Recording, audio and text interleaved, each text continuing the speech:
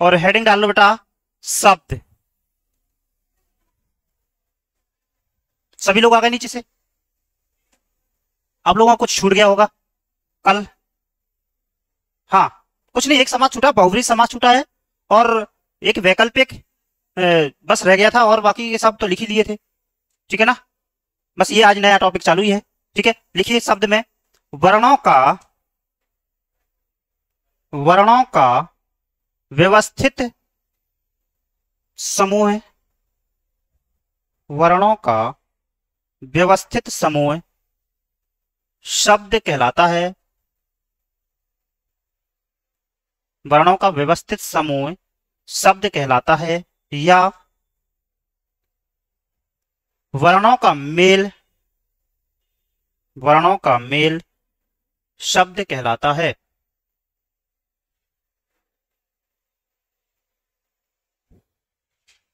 क्या कह रहा है बेटा? कह रहा है वर्णों का व्यवस्थित समूह। मान लीजिए कि ये का लिखा है, ठीक है, खा लिखा है, गा लिखा है, यहाँ पे चा लिखा है, इधर पा लिखा है, इधर फा, तो क्या इनको हम शब्द कहेंगे क्या? क्यों नहीं कहेंगे? क्योंकि ये क्या है? वर्ण है, और अगर इनको वर्णों को क्या कर दिया जाए? व्यवस्थित कर दिया जाए, ठीक है, तो मान लीजिए क्या हो जाएगा, जैसे हमने लिखा फावला फल, मतलब व्यवस्थित कर दिया, तो ये क्या बन गया? फिर शब्द बन गया। हमने लिखा कावला कल, क्या बन गया? शब्द बन गया भैया। ठीक है, हमने लिखा खागे, ठीक है, क्या बन गया? शब्द बन गया। जैसे हमने इनको व्यवस्थित कर दिया या जोड़ दिया, तो ये किस में परिवर्तित हो गए? शब्दों में परिवर्तित। ठीक है, अब शब्द के कुछ प्रकार हैं बेटा। क्या शब्दों के प्रकार? हेडिंग डाल लो एक, शब्दों के प्रकार।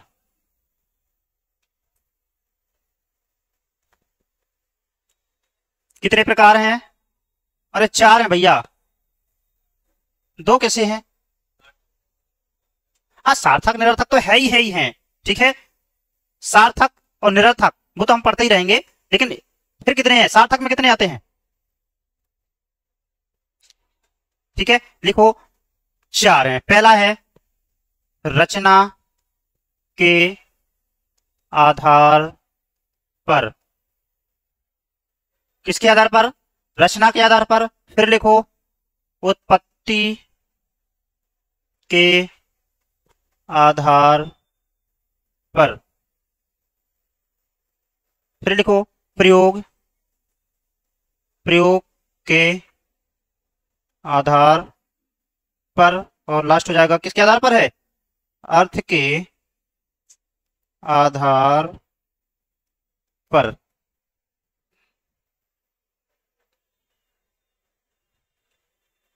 उत्पत्ति के आधार पर, रचना के आधार पर, प्रयोग के आधार पर, और अर्थ के आधार पर। ठीक है, आवाज कहां से आ रही है भाई? ठीक है, अब हेडिंग डाल लो रचना के आधार पर।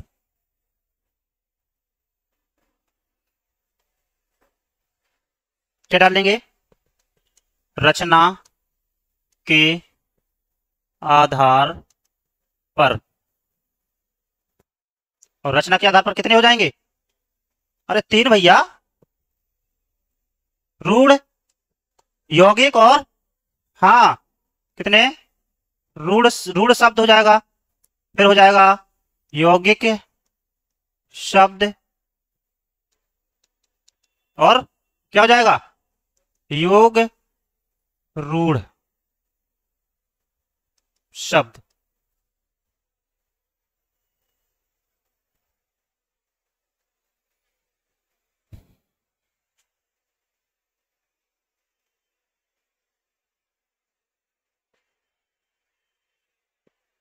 रूढ़ शब्द, यौगिक शब्द, योग रूढ़ शब्द।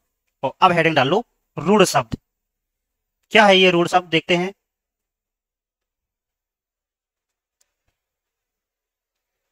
रूढ़ शब्द में लिखो वे शब्द, वे शब्द जिनके खंड नहीं किए जा सकते।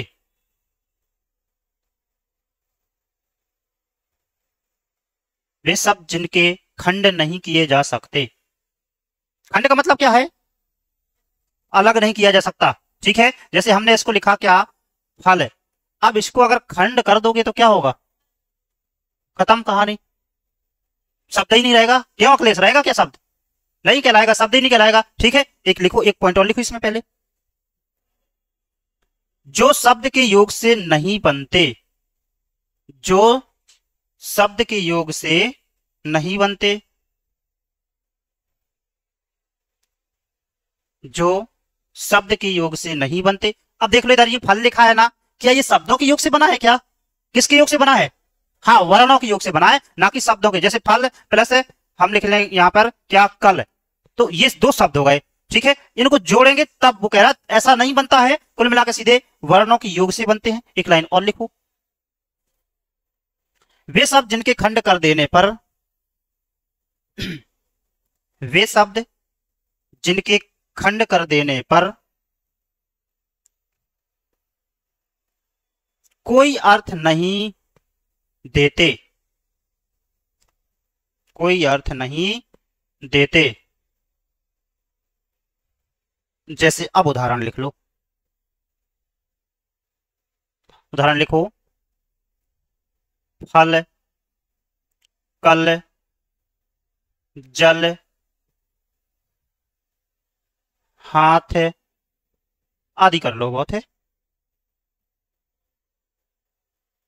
हाथ, कान, कुर्सी, मेज, दो शब्दों के योग से बने हो बस, ठीक है ना। कोई भी शब्द आ जाए। अब जैसे हमने इसको किया, फा प्लस ला बराबर क्या बना, फल।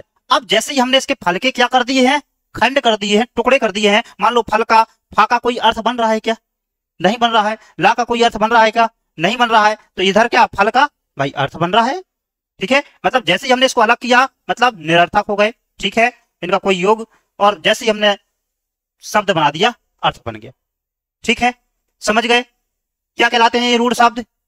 वे शब्द जिनके टुकड़े नहीं किए जा सकते, वे शब्द जिनको अलग कर देने से कोई अर्थ नहीं बनता है, वे शब्द जिनके क्या होते हैं, वे शब्द जो वर्णों के योग से बनते हैं, ठीक है। तीन प्रकार से आपको आ जाए तो आप लगा लेंगे, ठीक है। अब डाल लो यौगिक शब्द,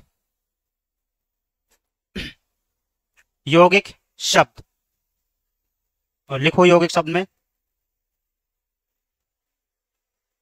लिखो, जो दो या अधिक शब्दों के योग से, जो दो या अधिक शब्दों के योग से बने हों अथवा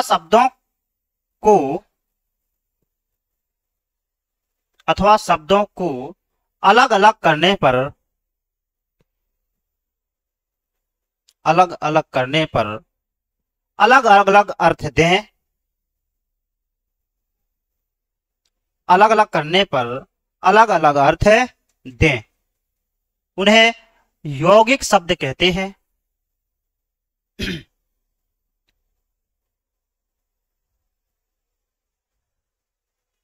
क्या कह रहा है बेटा? यौगिक शब्द कह रहा है कि दो शब्दों की योग से, दो या दो से अधिक शब्दों की योग से क्या होगा, हम पहले तो बने होंगे, ठीक है। और कह रहा है जैसे ही हम उनको दोनों को अलग अलग करेंगे, ठीक है, तो दोनों को शब्दों का अलग अलग अर्थ भी देंगे। जैसे उदाहरण में देखो, हमने लिखा हिमालय, ठीक है। तो हिमालय का क्या हो जाएगा, बराबर लिखो हिम धन आलय।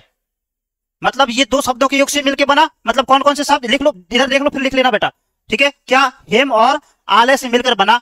अब देख लो दोनों का क्या कह रहा था हमारा परिभाषा, कह रही दोनों का अर्थ क्या होगा, अलग अलग होगा। हिम माने क्या होता है बेटा, हाँ क्या हो जाएगा, बर्फ हो जाएगा। और आलय माने घर, मतलब कि क्या हो जाएगा, हाँ बर्फ का घर। लिख लो बेटा।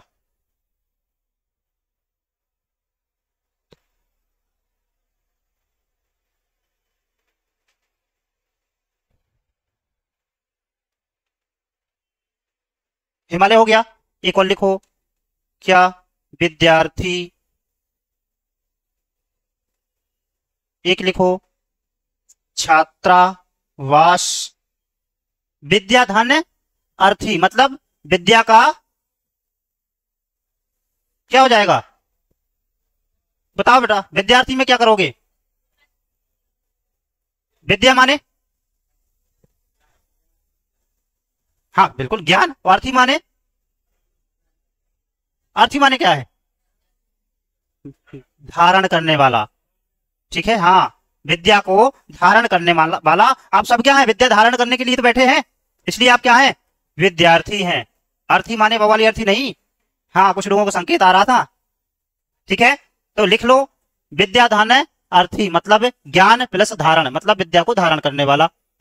इसी प्रकार छात्र धन आवास हो जाएगा। क्या हो जाएगा? छात्र माने छात्र हो जाएगा, ठीक है, और आवास माने निवास स्थान, छात्रों का निवास स्थान हो जाएगा, छात्रों का निवास स्थान। अब डाल लो बेटा योग रूढ़ शब्द। समझ में आ गया दोनों चीजें, ठीक है। इसके क्या थे? टुकड़े नहीं किए जा सकते थे भैया, ठीक है, टुकड़े करने के बाद कोई अर्थ नहीं निकल रहा था। और इसमें क्या है भैया? दो शब्दों के योग से बनेगा। वो कितने शब्द किससे मिलकर बन रहा था? दो वर्णों के योग से मिलकर, और ये दो शब्दों के योग से। और जैसे ही हमने इसको अलग अलग किया तो इसके दोनों के अलग अलग क्या है? अर्थ है। और इसको अलग अलग किया था तो इसके कोई अर्थ है नहीं थे, दोनों में तुलनात्मक तरीके से। अब डालो योग रूढ़ शब्द और लिखो बेटा, जो दो शब्दों की मेल से जो दो शब्दों के मेल से बने हों और अपना सही अर्थ है, और अपना सही अर्थ छोड़कर, और अपना सही अर्थ छोड़कर एक विशेष अर्थ दें, अपना सही अर्थ छोड़कर एक विशेष अर्थ दें। जैसे लिखो बेटा, जैसे लिख लो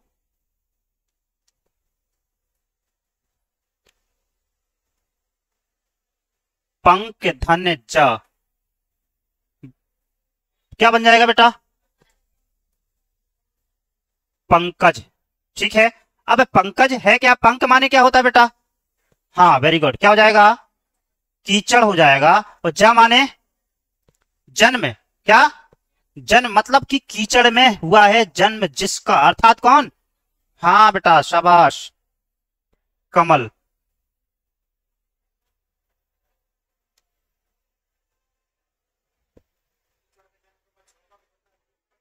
नहीं, कीचड़ में नहीं होता मच्छरों का। किसने कह दिया कीचड़ में होता है? भैया पानी में होता है वो। अरे पानी में होता है यार, कैसी बात कर रहे हो? हैं? तुमने तो सब फेल कर दिया। कहाँ होता है? सब लोग कहाँ कहते भैया पानी एकत्रित ना होने पाए? डेंगू कूलर के पानी में हो जाएगा आपकी, ठीक है। आसपास पानी भरा होगा तो मच्छर होगा, जहां पानी कम होगा वहां मच्छर अपने आप कम होगा। जरूरी नहीं कि मच्छर हो। तालाब, बीच तालाब में कभी जाके देखना, फिर पता चलेगा तालाब मच्छर है कि नहीं है। अरे भैया जब कीचड़ होगा तब पानी तो पहले होगा ना, जब पानी होगा तभी तो कीचड़ होगा, है? कोई भी तालाब है भैया, पानी में ही कीचड़ है, कीचड़ में ही कमल है, मतलब कि पानी में कमल है, ठीक है। एक लिखो बेटा जलद, क्या लिखोगे? जलद, क्या हो जाएगा? जल धन दा, इसका क्या होगा विच्छेद जरा बताओ? जल माने पानी और दा माने धारण करना, क्या? धारण, मतलब कि पानी को धारण करने वाला कौन? बादल।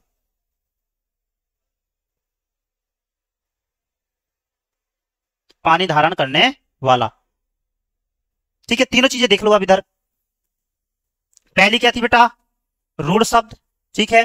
कह रहा था भैया वर्णों की योग से मिलकर बनता है, ठीक है। अगर हम इसको खंड कर दें, टुकड़े कर दें तो कोई अर्थ है नहीं बनता था, मतलब फल, ठीक है, अलग अलग कर कोई मतलब नहीं। इधर कह रहा है दो या दो से अधिक शब्दों से मिलकर बनेगा, ठीक है। और उन शब्दों को अगर अलग अलग हमने कर दिया तो दोनों शब्दों का अर्थ क्या होगा?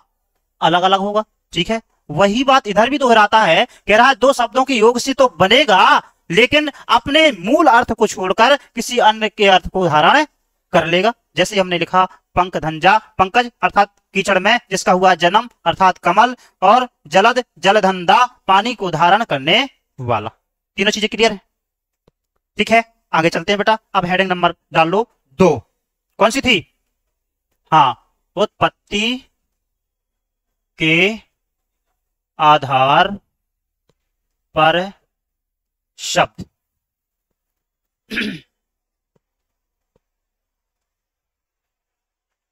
कितने हैं इसके बेटा?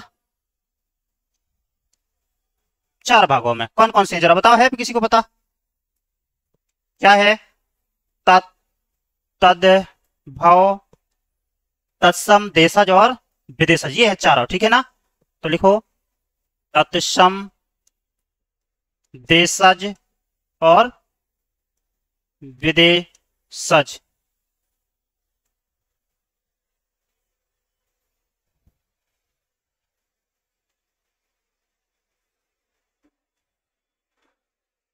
रचना के आधार पर कितने?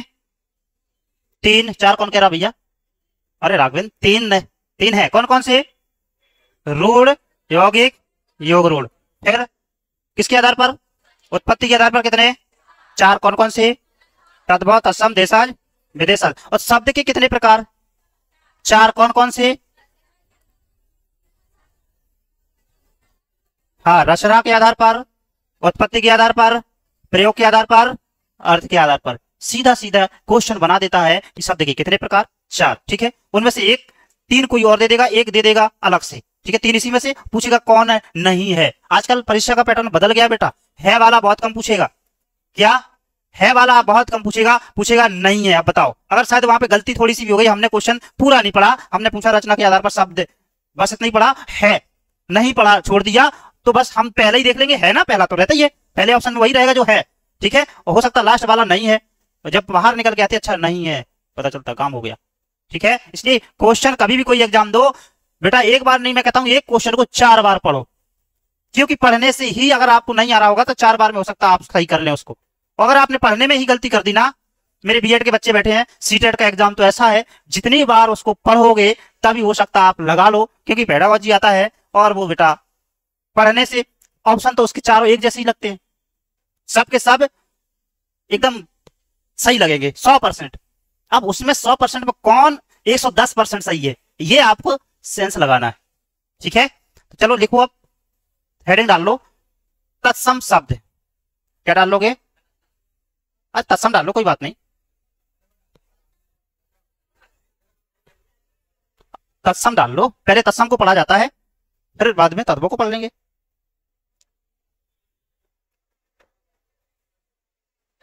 लिखो इसमें तत्सम में, जो शब्द संस्कृत भाषा के हों, जो शब्द संस्कृत भाषा के हों और हिंदी में उसी रूप में, और हिंदी में उसी रूप में प्रयोग किए जाएं, उसी रूप में प्रयोग किए जाएं। क्या कह रहा है? कह रहा है बेटा वे शब्द जो किसके हैं, मूल रूप से संस्कृत के हों, लेकिन हिंदी में क्या किए जाएं, उसी रूप में प्रयोग किए जाएं। अभी लिखना नहीं है, जैसे बता देता हूं, जैसे एक शब्द आ जाए, क्या? अग्नि, ठीक है। अब ये है क्या बेटा? संस्कृत शब्द है, ठीक है, लेकिन इसका प्रयोग हम बरहमेश करते हैं हिंदी के उसमें। कोई भी फंक्शन होता है हमारे यहाँ, तो हम क्या कहते हैं भैया? अग्नि प्रज्वलित कर दी जाए, ठीक है। क्या कर दी जाए? अग्नि प्रज्वलित कर दी जाए। होम होम कुछ होता है, ठीक है, जाप आप करते हैं, हम कोई भी काम करते हैं तो अग्नि को प्रज्वलित किया जाता है। कि वहां पे कहते हैं भैया आग लाओ, आग जलाओ, कोई कहता है क्या? बहुत कम लोग कहेंगे ही नहीं, एक तो, ठीक है। जो विद्वान होते हैं वो अग्नि का ही प्रयोग करेंगे, आग करेंगे भैया आग प्रज्वलित करो, कहीं लिखा है क्या? हम स्वाहा भी बोलते हैं, अग्नाय स्वाहा, क्या बोलते हैं? अग्नाय स्वाहा, नमः शिवाय, माता ब्रह्मणाय स्वाहा, ठीक है, सब स्वाहा बोलते हैं ना, ठीक है। तो ये अग्नि है क्या? तत्सम शब्द। और आगे क्या है? तद्भव शब्द, ठीक है। एक लाइन लिखो स्टार लगा के, तत्सम शब्द, तत्सम शब्द 2 शब्दों से मिलकर बना है। तत्सम शब्द 2 शब्दों से मिलकर बना है। कौन कौन से शब्द हैं? तत्, धन, शम, तत् धन सम, इसके आगे से लिखो इन्वर्टर कॉमा लगा के, जिसका अर्थ है उसके समान, जिसका अर्थ है उसके समान। मान लीजिए हमने अग्नि कह दिया तो किसके समान? आगे के समान, ठीक है। मान लीजिए हमने क्या कह दिया? हस्त कह दिया तो किसके समान? हाथ के समान। होगा कि नहीं होगा? ठीक है। मान लो कोई चीज हमें देनी होती है तो हस्तम समर्पयामि ही बोलता है ना पंडित। ब्राह्मण आता है पूजा कराने तो क्या बोलता है? भैया कोई चीज समर्पण करना है तो क्या? हस्तम समर्पयामि, मतलब दूसरे के हाथ में क्या कर दो आप? समर्पण कर दो, दे दो भैया, ये है समर्पयामि। ठीक है, मतलब समर्पयामि मतलब समर्पण कर दो भैया, अब हमारा था अब हमारा नहीं है। अगली लाइन से लिखो, हिंदी में बहुत से शब्द संस्कृत से सीधे आ गए हैं। हिंदी में बहुत से शब्द संस्कृत में सीधे आ गए हैं। हिंदी क्या बोला मैंने? हिंदी में बहुत से शब्द संस्कृत से सीधे आ गए हैं, लिखिए इतना है। और आज भी संस्कृत के मूल, आज भी संस्कृत के मूल शब्द की भांति हिंदी में प्रयुक्त होते हैं। आज भी संस्कृत के मूल शब्द की भांति, संस्कृत के मूल शब्द की भांति हिंदी में प्रयुक्त होते हैं। क्या कह रहा बेटा? कह रहा बहुत से ऐसे शब्द हैं वो कहां आ गए हैं? संस्कृत के सीधे कहां गए? हिंदी में आ गए। और हिंदी में आज भी मूल हिंदी की भांति मतलब प्रयोग किए जाते बहुत से ऐसे शब्द हैं। जैसे भी आपने देखा होगा, क्या? पुष्प है। क्या? पुष्प है। कोई भी फंक्शन करते हैं हम तो जो कराने वाला होता है वो कभी नहीं कहेगा भैया फूल चढ़ाओ, क्या? पुष्प अर्पण कर दो। ठीक है, पुष्पम समर्पयामि मतलब भैया जिसकी पूजा करा रहे हो उसको, शंकर जी को पार्वती जी को क्या कर दें? आप पुष्प समर्पण कर दें भैया। तो तब बोलता है वो पुष्पम समर्पयामि मतलब भैया पुष्प हमने समर्पण कर दिए हैं। अगला लिखो बेटा, अगली लाइन से लिखो, इन्हीं शब्दों को तत्सम शब्द कहा जाता है। इन्हीं शब्दों को तत्सम शब्द कहा जाता है। ठीक है, अब उदाहरण लिख लो एक दो, फिर बाद में तो हम बहुत सारे लिखेंगे।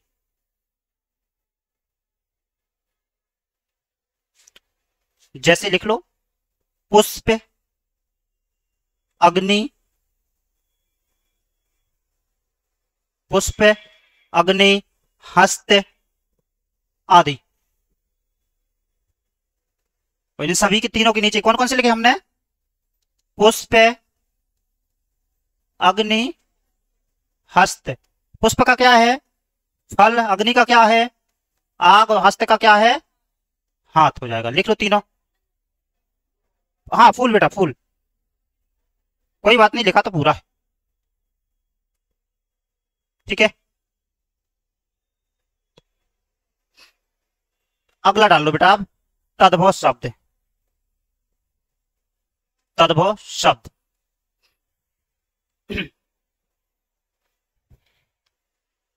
समझ में आ गया ना बेटा? तत्सम किसे कहते हैं? ठीक है, लिखो तद्भव, अभी पूछूंगा थोड़ी देर में। संस्कृत भाषा की हिंदी, संस्कृत भाषा की हिंदी अर्थ है, हिंदी अर्थ, कोष्टक में लिख सकते हो मीनिंग। कोष्टक में लिख लो मीनिंग, मतलब हिंदी का, कोष्टक में लिख लो अर्थ का मतलब मीनिंग। तद्भव शब्द का अर्थ, अगली लाइन से लिखना आप। तद्भव शब्द क्या है उसने बता दिया, एक ही लाइन में बता दिया आपको। क्या बताया? कह रहा संस्कृत भाषा की क्या है? हिंदी मीनिंग है, मतलब कि हिंदी अर्थ है भैया। ठीक है, जैसे अब ये हमने लिखा था ना, क्या? पुष्प। ठीक है, तो पुष्प का हिंदी मीनिंग क्या है?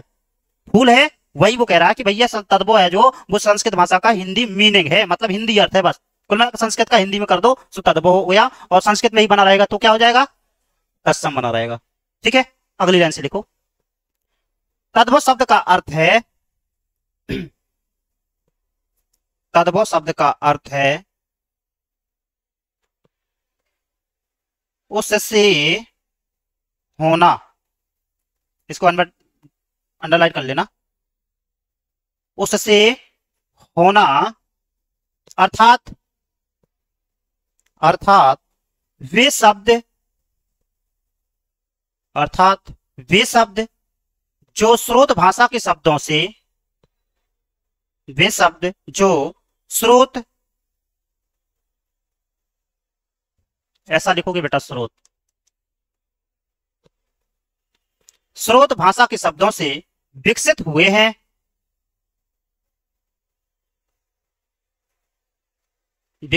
हैं, चूंकि ये शब्द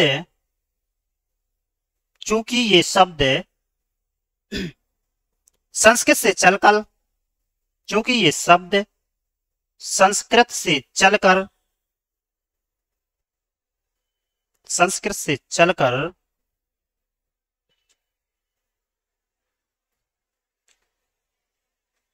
पाली, प्राकृत, अपभ्रंश,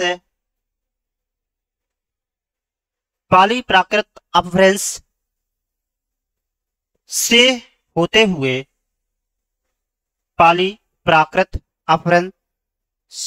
हुए हिंदी तक पहुंचे हैं।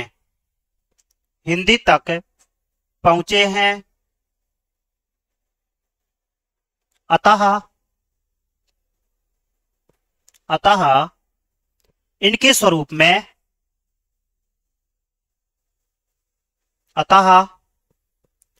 स्वरूप में परिवर्तन हो गया है।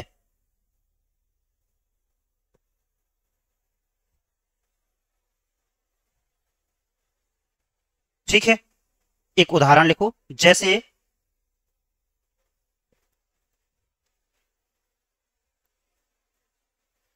लिखो कपाट। ठीक है, अब कपाट का क्या हो जाएगा बेटा? हिंदी क्या होगा? हाँ, किवाड़ हो जाएगा, बिल्कुल किवाड़। ठीक है, किवाड़ का मतलब क्या है? दरवाजा, गेट नहीं भैया, अरे हिंदी में पढ़ लो। ठीक है, वैसे तो दिन भर अंग्रेजी हम बने ही रहते हैं, और अंग्रेजी भी नहीं आती हमें, दुर्भाग्य हमारा बुंदेलखंड का है। ना हमें अंग्रेजी आती है, ना हिंदी आती, ना उर्दू आती, ना फारसी आती, कुछ नहीं आता, सब मिक्स बोलते हैं। अभी बताऊंगा थोड़ी देर में, जैसे हम विदेशज में पहुंचेंगे ना, ठीक है, तो विदेशी में जितने हम बोलते हैं दिन भर, सब के सब विदेशी बोलते हैं। देसी तो 2-4 शब्द बोलते होंगे। क्योंकि बेटा अगर हम देशज बोलते हैं तो हमारा समाज हमें क्या कहता है पता है? अरे बोले कोई गंवार आ गया है। क्या आ गया है? जैसे हम कहते हैं भैया अपनी मोटरसाइकिल को फटफटिया लाओ भाई हमारी, तो कहे अरे कितना फटफटिया बोल रहा है। ठीक है, अगर हम कटोरी को कटोरी बोल दें या कटोरा बोल दें, ठीक है, हाँ, लोटा को हम लुटिया बोल दें भैया, गड़ई, हाँ गड़ई, ये सब क्या है? देशज है। ठीक है ना, लेकिन हम प्रयोग ही नहीं करना चाहते बेटा। ठीक है, हाँ, चलो अब ये क्या है? कपाट क्या है? अरे कौन सा शब्द है? तत्सम है। और ये क्या है? हाँ, तद्भव। लिख लो बेटा इसको।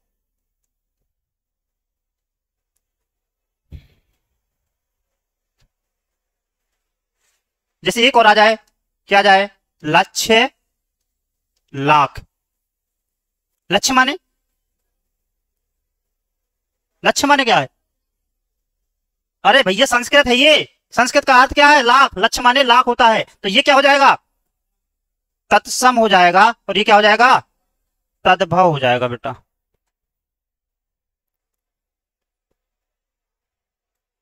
बड़ी अच्छी पहचान है बेटा, सिर्फ एक चीज ध्यान रखना, अगर भूल जाओ, सब कुछ भूल जाओ, जो हमने पढ़ाया वो सब भूल जाओ, तो संस्कृत क्या है? तत्सम है, और तद्भव क्या है? हिंदी। बस इतना याद रख लोगे ना, तो आप 90% सही करके आ जाओगे सिर्फ 2 चीजें याद करने से। और तद्भव तत्सम मुझे नहीं लगता कि कोई परीक्षा में नहीं है, हर परीक्षा में है। ठीक है, अब एक हेडिंग डाल लो बेटा और लिख लो तद्भव और तत्सम शब्दों, हेडिंग डालो तद्भव और तत्सम शब्दों के, तद्भव और तत्सम शब्दों के पहचानने के नियम। मतलब कि भैया हम कैसे पहचानेंगे कि ये शब्द क्या है, तद्भव है और ये तत्सम है, कुछ इसके नियम है। ठीक है, तो वन लाइनर लिख लेंगे बेटा। ठीक है, स्टार लगाओ और लिखो पहला नियम। कह रहा है तत्सम शब्दों के पीछे, तत्सम शब्दों के पीछे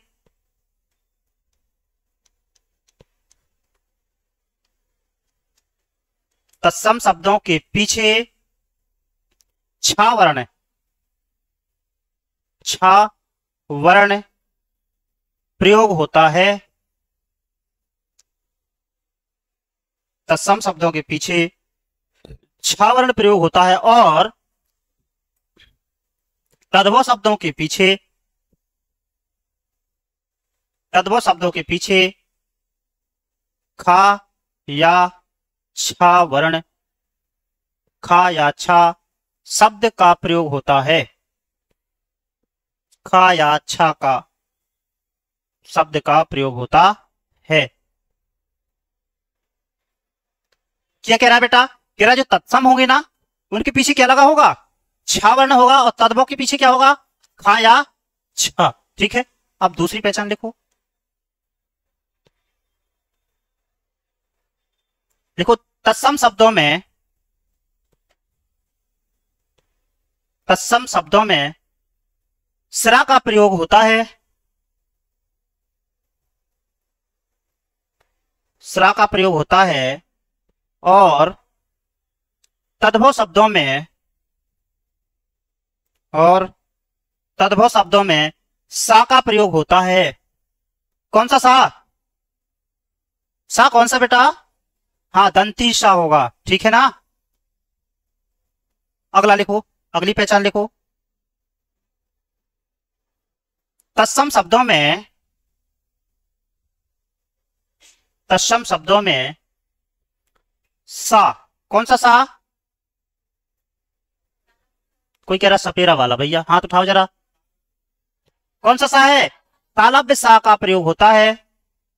तत्सम शब्दों में सा का प्रयोग होता है और तद्भव शब्दों में, और तद्भव शब्दों में सा का प्रयोग होता है। मतलब कि जो तत्सम होगा उसके अंत में क्या होगा, सा, और तद्भव में सा, तत्सम तद्भव। नेक्स्ट पहचान लिखो, ज्यादा स्पीड है क्या, तत्सम शब्दों में पा का प्रयोग होता है, पा, तत्सम शब्दों में पा का प्रयोग होता है।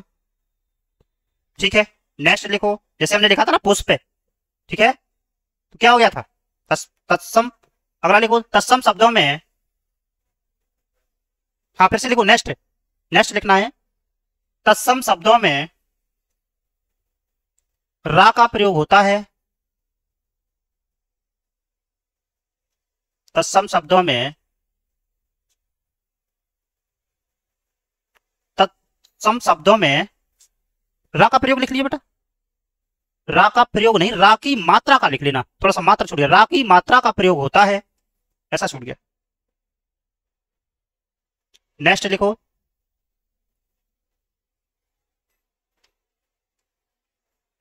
नेक्स्ट पॉइंट लिखो, तत्सम शब्दों में वा, तत्सम शब्दों में वा का प्रयोग होता है।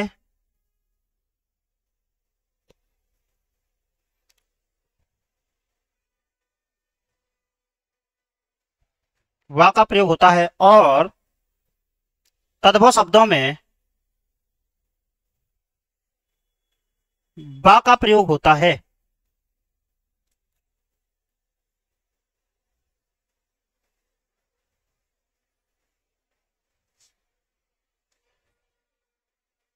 बेटा इसको शॉर्ट में लिखना चाहो तो लिख लो, एक बॉक्स बना लो फटाफट। तद्भव तत्सम।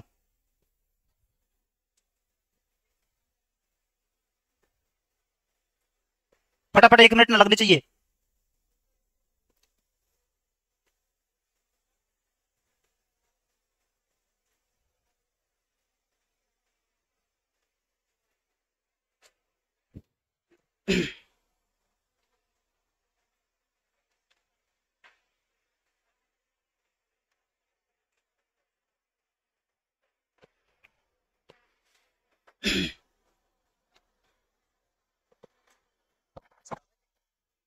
सर आ गए थे?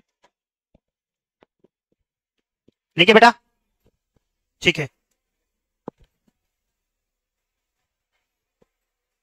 रुक जाए।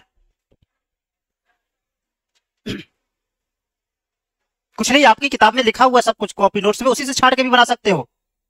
ठीक है, अब डाल लो बेटा, एक तरफ तद्भव और एक तरफ तत्सम,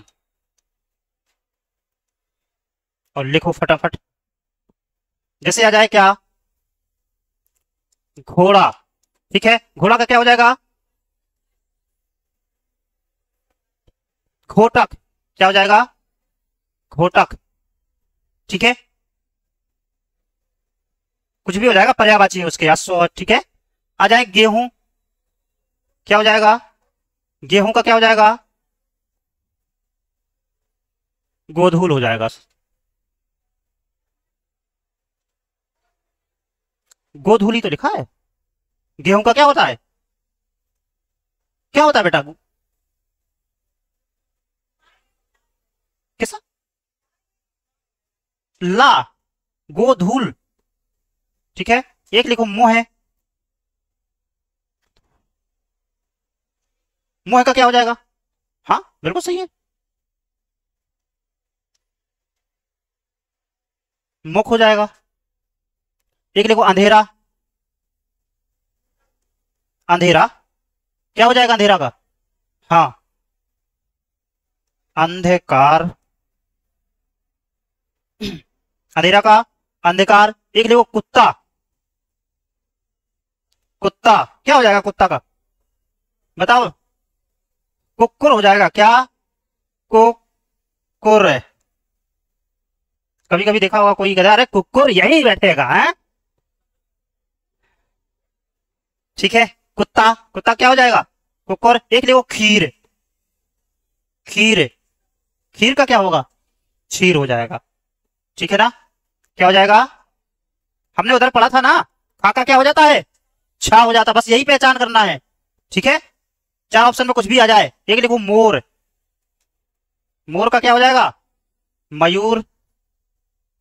मोर का मयूर। एक लिखो सफेद। सफेद क्या हो जाएगा, श्वेत हो जाएगा। एक लिखो भौरा। लिखो भौरा। भौरा का क्या हो जाएगा बेटा, है, अरे भ्रमर। भौरा नहीं, क्या होगा, भ्रमर हो जाएगा। एक लिखो केला। केला, केला का क्या हो जाएगा, कदली। बहुत आया है बेटा ये कदली, हाँ कदली। एक लिखो, कोई दिक्कत, भौजाई। क्या हो जाएगा बेटा, भौजाई का,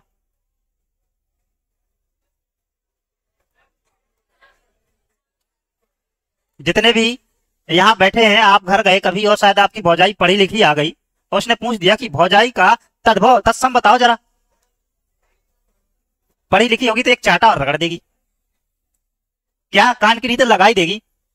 ऐसा भैया पैसा बर्बाद कर रहे हैं, ऐसा मम्मी पैसे पापा का पैसा बर्बाद कर रही हो, हैं? क्या हो जाएगा, भ्रातृ जाया।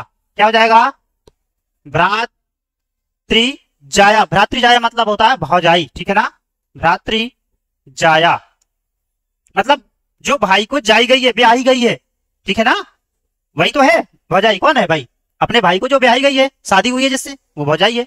ठीक है, अगला लिखो ओझा। ओझा, ओझा का क्या होगा बेटा? बताओ ओझा का क्या हो जाएगा? वेरी गुड, क्या हो जाएगा? उपाध्याय। ओझा माने होता क्या है बेटा? ओझा माने क्या होता है? नहीं पता? कभी गांव में देखा कि फलाने को भैया लेवाला, थोड़ा झाड़ फूक करा दो, किसी को कुछ हो जाता है ना? जितने भी झाड़ फूक वाले होते हैं वो क्या होते हैं? सब ओझा होते हैं। जितने भी भूत प्रेत भगाने वाले, जैसे अपने यहाँ सबसे बड़े ओझा कौन है इस समय? बागेश्वर धाम। हाँ, कोई भी भूत जाता है तो उनका गदा चलता है भैया, हनुमान जी का। ठीक है भैया, ओझा है वो। क्या है? ओझा माने उपाध्याय हो जाएगा। अगला लिखो चांद। चांद क्या हो जाएगा? चंद्र हो जाएगा बेटा। चांद का चंद्र हो जाएगा। एक लिखो काम। काम का क्या हो जाएगा? कर्म हो जाएगा। एक लिखो आम। क्या हो जाएगा? आम्र हो जाएगा। साहे नहीं होगा भैया। हैं? साहे तो कहीं नहीं मिलेगा तुम्हें, सर्च करना डिक्शनरी में। भैया साहे का माने होता है ना, तो इंग्लिश में, ना हिंदी में, ना उर्दू में, ना कहीं नहीं मिलेगा भैया। ठीक है ना? एक लिखो आशीष। क्या लिखना है? आशीष। इस आशीष का क्या होगा बेटा? ऐसा आशीष लिखना दोनों साथ। ठीक है, क्या हो जाएगा? आ, ये बड़ा कर लेना, शीश, ये वाला सा होगा फिर, आशीष। दो चार फटाफट लिख लो। एक लिखो मौत। मौत, मौत। मौत का क्या हो जाएगा? मृत्यु। हाँ। एक लिखो सावन। सावन। सावन का क्या हो जाएगा? श्रावण हो जाएगा। एक लिखो गंवार। क्या लिखना है?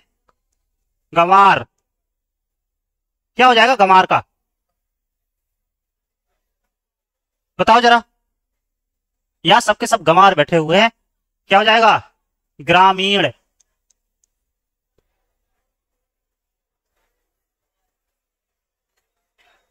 जितने भी ग्रामीण को संस्कृत में क्या कहा गया?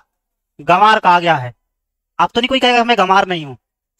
लगभग लगभग यहाँ 90 क्या 99% सबके सब ग्रामीण है।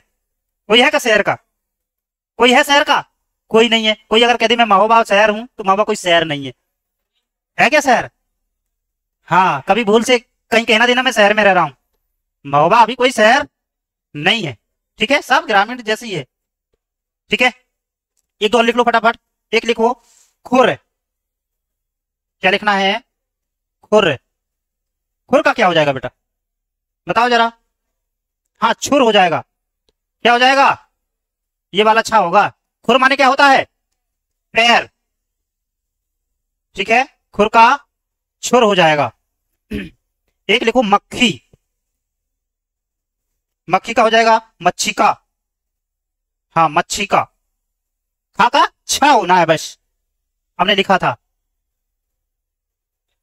एक लिखो खेत। खेत क्या हो जाएगा? हाँ, क्षेत्र। ठीक है, बस इतने पर्याप्त है तो बहुत बेटा, लेकिन मोस्टली मोस्टली हमने कोशिश की है पढ़ाने की। ठीक है, आज इतना ही, इसके बाद कल करते हैं। ठीक बेटा, हेडिंग डालना चाहो तो देसा शब्द डाल लो।